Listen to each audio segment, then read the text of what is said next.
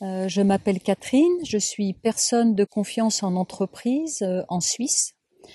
Qu'est-ce que c'est une personne de confiance? C'est la personne qui accompagne les employés dans la prévention et pour le traitement des risques psychosociaux, tels que gestion, conflit, harcèlement, discrimination. Très souvent, les émotions sont mal vues, elles sont signes de faiblesse. Les personnes ont peur de parler de leurs émotions parce que, tiens, comment ça va être perçu? Est-ce que finalement ça va pas être utilisé contre moi à un moment ou un autre dans mon évaluation de performance? Donc il y a déjà toute une omerta sur les émotions, ne pas les révéler, ne pas les dévoiler, ne pas les faire apparaître. Je dirais ça, c'est la première chose.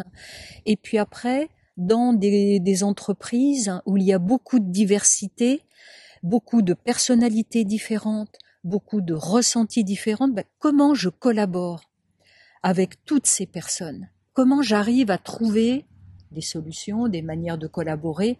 Et quand j'ai des personnes très rationnelles, très émotionnelles ou très instinctives, comment je navigue, comment j'arrive à communiquer et à leur parler un peu leur langage et à collaborer positivement avec elles. Et je dirais que pour pouvoir exercer ce métier, cela demande d'être dans l'écoute, écoute active, dans l'empathie, dans la compassion.